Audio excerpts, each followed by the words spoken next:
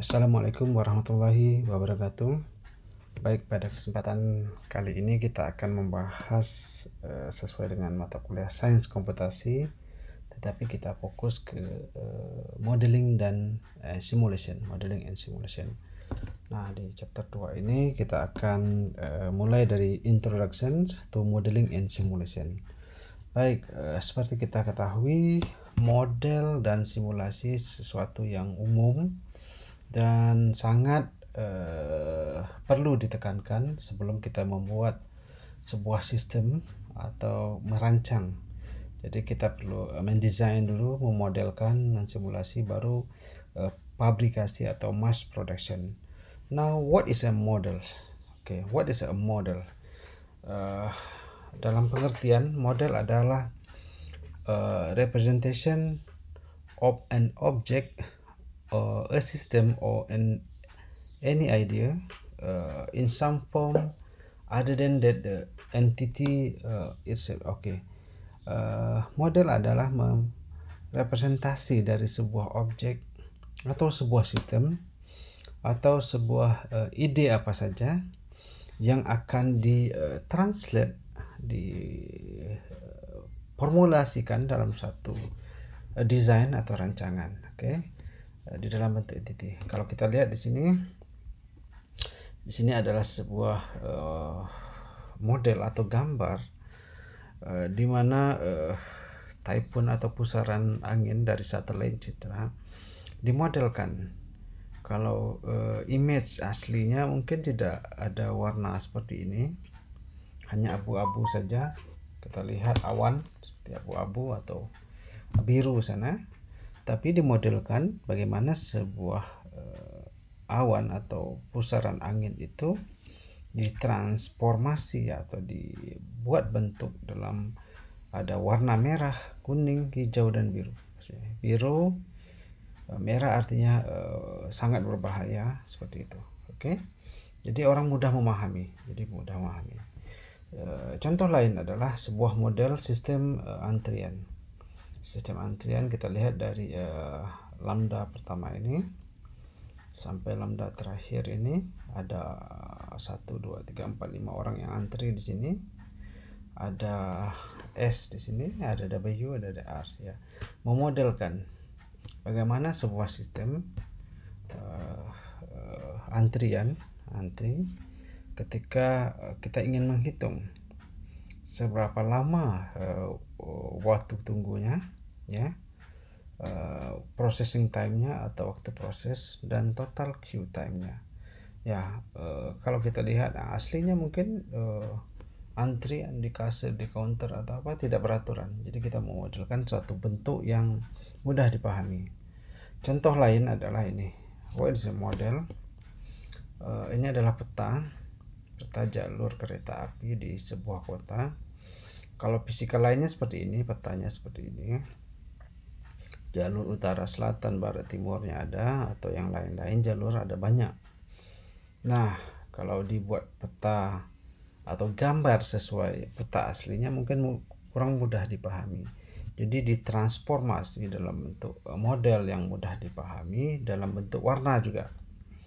Nah, dari utara selatan ada warna merah mungkin, atau warna orange di sini, nanti ada hijau dan lain-lain. Jadi ketika saya ingin mengambil jalur kereta api ini bukan di samping nomor atau jalur kereta atau ID atau kereta tersebut dengan warna, jadi mudah memahami. Jadi perlu dibentuk sebuah transformasi dalam model yang mudah dipahami. Ini begitu juga deployment, airbag development. Jadi model ini airbag untuk motor, untuk mobil, ditransformasikan dengan mudah. Sekarang kita membahas tipe dari model. Ada berbagai, ada physical ada scale model, ada skala, ya, atau kita lihat bentuk model sebuah kapal misalnya, ya, ini modelnya. Ada bentuk prototype, ada bentuk plan, dan lain-lain. Ada bentuk mathematical analysis juga, Q models, linear programming, simulation, dan lain-lain. kita lanjut. Models atau desain merepresentasi sebuah sistem yang sebenarnya. Nanti kita akan bahas juga contoh sederhana. Tadi ada beberapa contoh. Kalau kita ingin membahas sebagai contoh, kita ingin membuat sebuah kapal atau pesawat atau rumah apa saja yang bentuk fisikal. Kita bicara fisikal di sini. Contoh rumah atau kapal saja yang mudah dipahami. Kapalnya panjangnya 100 meter, lebarnya sekitar 20 meter, ya, 20 meter. Artinya apa? Sebelum kapal itu dibuat, kita harus mendesain dulu seberapa tinggi ruangannya, ketika muatannya difungsikan untuk kargo kah, untuk penumpang, dan kapal pesiar atau kapal angkut yang lainnya dibentuk atau dirancang, lalu dibuat model, prototype. Nah, beginilah kira-kira miniatur atau prototype model kapal tersebut. Kira-kira kalau dipublikasi, dibuat seperti ini jadinya. Jadi orang mudah memahami. Dimodelkan dulu prototipenya, atau rumah tadi. Rumahnya mungkin ukuran 10 kali 20 meter misalnya, 2 tingkat. Dibuat miniatur atau prototipe kecilnya. Kira-kira kalau rumah itu dibangun seperti ini. Apa yang kurang? Kenapa perlu dimodelkan dulu? Kenapa perlu dibuat desain dulu? Dirancang miniaturnya dulu untuk mengurangi defect. Defect ini kalau ada terjadi defect atau jadi mengurangi cost atau kerugian, ujung-ujungnya biaya. Defect itu apa? Sebenarnya gini. Kalau kita ingin membuat kapal misalnya 100 meter kali 20 tadi, kita bangun langsung kapalnya. Ya, ukuran yang real sebenarnya. Setelah jadi, kapal diluncurkan di dalam air, tiba-tiba mereng. Nah, mereng ini kan ada defect, kesalahan desain atau rancang. Ketika ingin memperbaiki kan biaya yang perlu besar. Nah, kalau kita membuat sebuah miniatur model, mungkin 100 meter kita kecilkan jadi 1 meter kali 20 cm mungkin. Nah, kita masukkan, kita uji coba masuk air. Ketika mereng atau ada ketidak balance, tidak seimbang, nah mudah kita biayanya pun kecil, ya. Jadi mengurangi cost, mengurangi biaya. Begitu juga dimodelkan agar orang bisa mengetahui, oh kira-kira kalau rumah saya 10 kali 20, 2 lantai, desainnya seperti ini, kira-kira kalau dijadi seperti ini, orang akan mendapatkan gambaran, ya. Begitu juga yang lain-lain. Ada model dalam bentuk simulasi, program, dan lain-lain. Next, what is a simulation? Simulation is a system operation of the models. Dioperasikan. Kalau kita desain dulu, kita modelkan, baru kita simulasikan. Which is a representation of the system. Okay. The model is amenable to manipulate, which would like impossible, too expensive, or too impractical to perform on the system which is portrays. Okay, the operation of the model can be studied and from these properties concerning the behavior of the actual system can be inferred. Okay, simulations orang bilang adalah super tools. Kalau kita desain tadi, kita kembali contoh kapal tadi, mungkin perusahaan kapal ada pelanggan yang ingin memesan atau membuat kapal, contoh kapal pesiar, ukurannya tadi 100 kali 20 atau 200 kali 50 meter atau 200 kali 30 meter, apa saja. Si pemesan nggak dapat gambaran, ya. Saya ingin kapalnya penumpang kapasitas 3.000 orang. Si pabrik tadi membuat satu rancangan, diterjemahkan dalam satu gambar atau model, ditunjukkan begini lah, oh begini bagus, kalau bagus ditambah ini, tambah ini. Ada diskusi, ada permintaan dari customer, jadi tahu, ya kan gitu ya. Daripada membuat kapal langsung, tiba-tiba pelanggannya kurang suka, susah untuk berubah karena sudah jadi kapal. Kalau kita mendesain, dalam bentuk gambar dulu, miniatur, dan diuji coba berapa kecepatannya, berapa beban maksimum dan lain-lain ya, dan disimulasikan in operation ya. Simulasi adalah super tool untuk mengetahui performance atau setelah kita modelkan, kita uji coba menggunakan simulasi ya, simulasi. Oke, ada beberapa cara di simulasi yang nanti kita akan bahas. Oke, application of simulation: designing and analyzing manufacturing system, evaluating hardware dan software, requirement for the computer systems, evaluation of new military weapon system of tactics, atau ini contoh-contoh aplikasinya, aplikasi untuk modeling. Determine ordering policy for inventory, design communication system and message protocol. Ada beberapa aplikasi. Kita lanjut saja. Oke. Aplikasi design, application of simulation, continue design of operation transportation facilities, set freeway, airport, subway, atau ada ports ya, sea port atau airport, atau land port, land port atau terminal. Evaluating design for service organization such as hospital, post office, passport, restoran. Jadi mensimulasikan itu tidak hanya untuk sebuah sistem komputer, bahkan di post office, di pasport, di hospital, restoran kita bisa melakukan simulasi. Yang tujuannya apa? Untuk mengetahui, menganalisa flow, proses dari sistem tersebut. Analisis finansial ekonomi sistem. Finansial ekonomi kita bisa simulasikan. Kenapa kode ekonomi kok bisa harus disimulasikan juga? Misalnya transaksi di perbankan kita simulasikan, satu hari ada berapa ribu nasabah atau customer yang transaksi, kita bisa mensimulasikan. Nah, intinya sebelum kita membuat real bentuknya, kita harus membuat simulasi seperti freeway, airport, subway, atau hospital, atau parkir sederhana. Nanti kita akan contohkan satu contoh parkir. Ketika shopping kompleks ingin membuat sebuah parkir, dia harus mensimulasikan dulu ya, contoh parking system kalau di transportasi ya.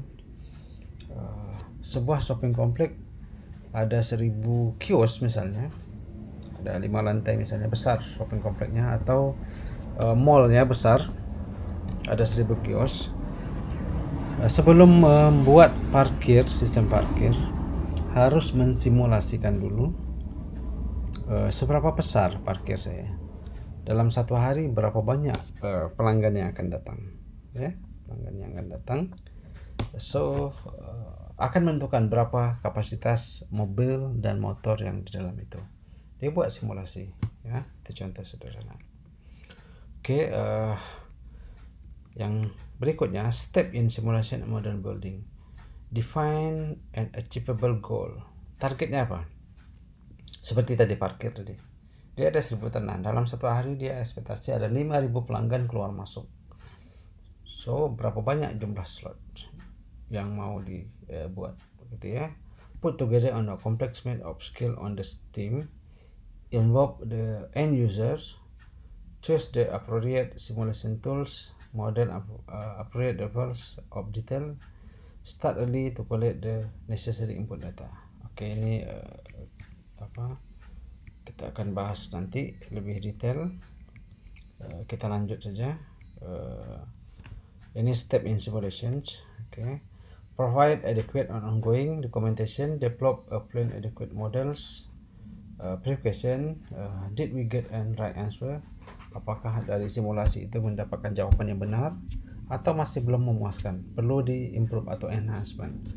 Develop a plan for model validation, did we ask the right questions? Apakah pertanyaan kita betul nggak 1000 tenan tadi dalam satu hari parkirnya kira-kira 5000, benar nggak? Pertanyaan itu benar nggak? Did we ask the right question? Develop a plan for statistical output analysis. Put together a complex mix of skill on the team we need.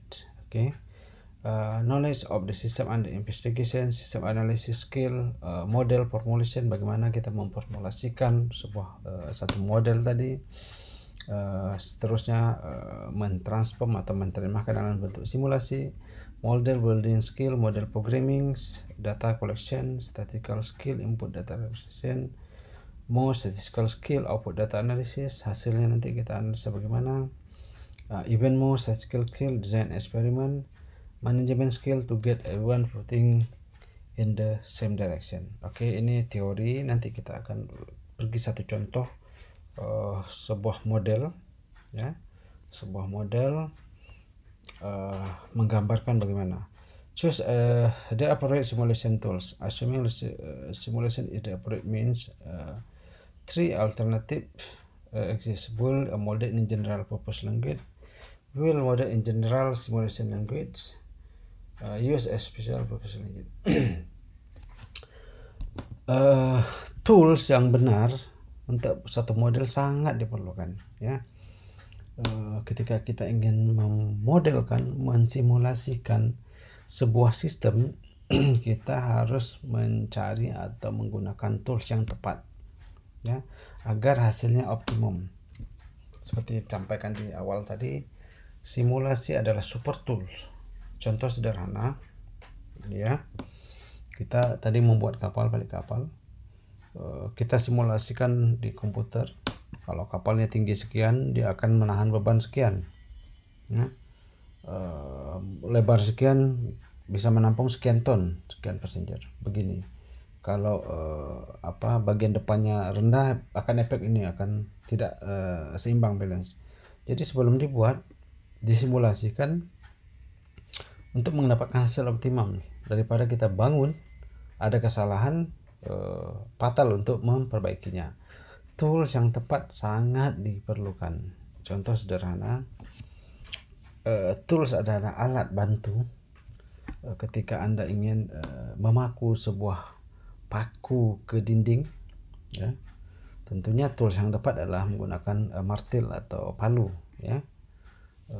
Walaupun alat lain,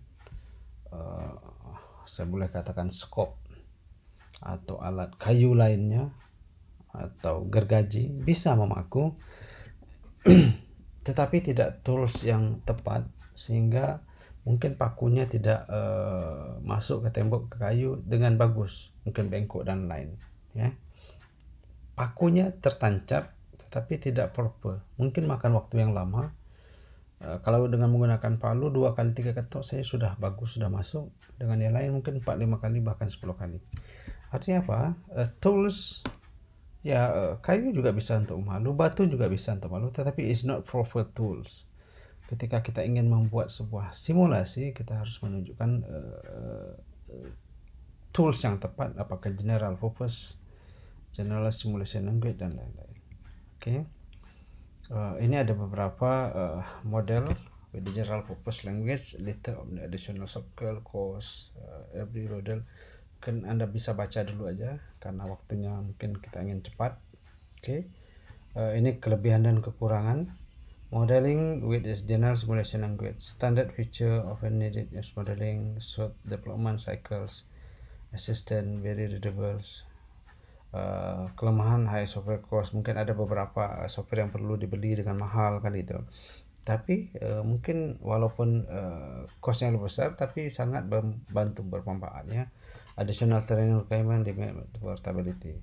Kita terus saja, ini beberapa contoh di simulation. Kalau yang dulu ada Portal, Pascal dan lain-lain, sekarang banyak lagi simulation yang terbaru, software dan aplikasi. Ini juga kalau Anda di GPSS, SimScript untuk pemodelan dan lain-lain. Ada modeling simulations, object oriented, ada Simula, ada SLAM, CSM, ya, C++, base model, modeling with special purpose simulation package continue. Pemodelan dengan spesial tujuan atau tujuan khusus untuk simulation package. Very quick development of complex model, short learning cycles, no programming, minimal error uses. kelemahan high cost software, limited scope applicability, limited flexibility.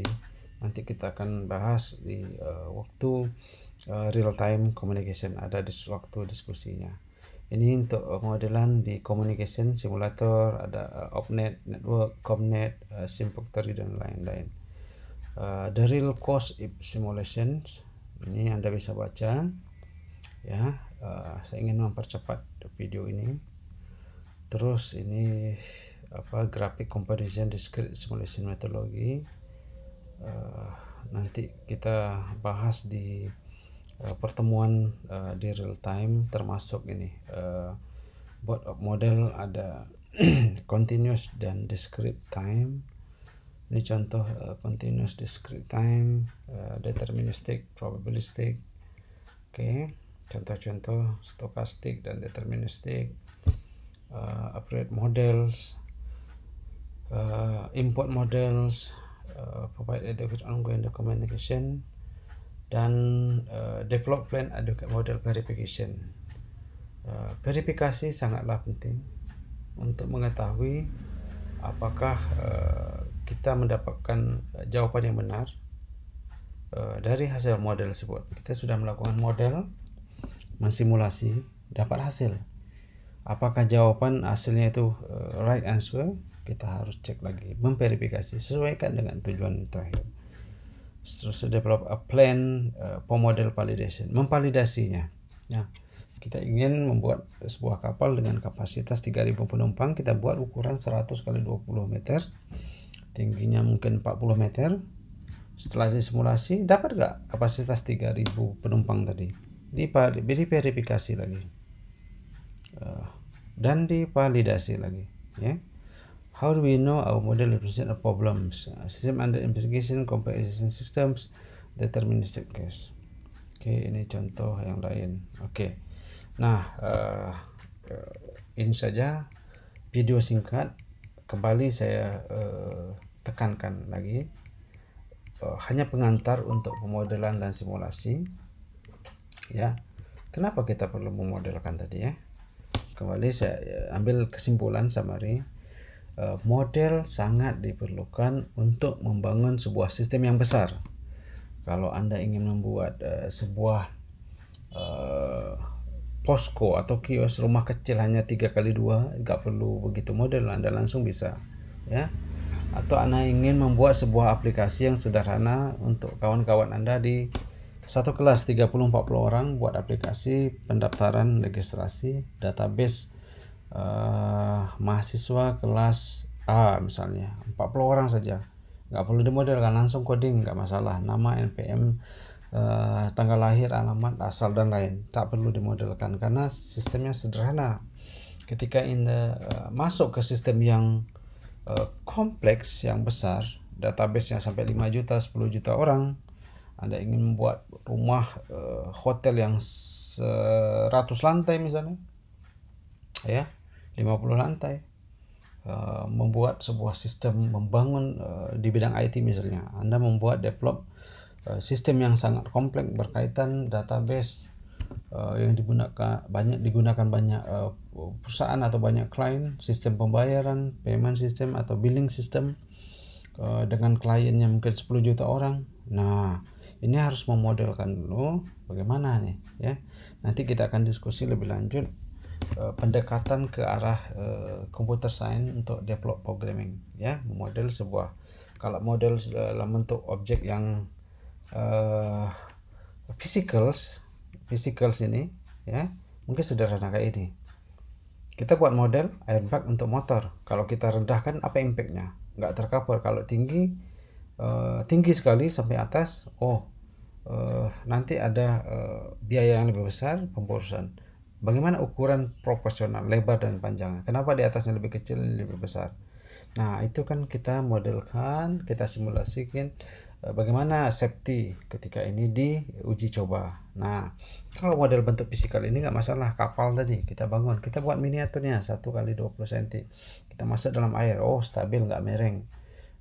Kita masukkan muatan, kalau 3.000 orang, representasi mungkin sekitar 3 kg. Nah, masuk bagaimana? Nggak masalah, ya. Ketika kita ingin memodelkan sebuah sistem Saat Anda membangun sebuah sistem informasi untuk sebuah perusahaan A misalnya, atau untuk sebuah bank A, Anda harus dapat data nasabah kami sekitar 10 juta setiap tahun mengalami peningkatan sekitar 1 juta atau 500.000. Bagaimana kita memodelkan bahwa sistem Anda itu reliable, memvalidasi dan memverifikasi bahwa sistem Anda itu mampu dijalankan sesuai dengan permintaannya 10 juta tadi, memvalidasi. Nah, itu hal-hal yang perlu dipertimbangkan. Mungkin ini dulu untuk pengantar Introduction on Modeling Simulation. Nanti pertemuan di real time kita akan diskusi dan akan bahas bagaimana aplikasi di real untuk implementasi di bidang information technology atau IT atau di computer science. Demikian pemaparan kali ini. Terima kasih atas perhatian Anda. Terima kasih sudah menonton video ini dan nantikan materi menarik lain pada video berikutnya, serta jangan lupa untuk subscribe dan like. Terima kasih atas perhatian Anda semua. Wassalamualaikum warahmatullahi wabarakatuh.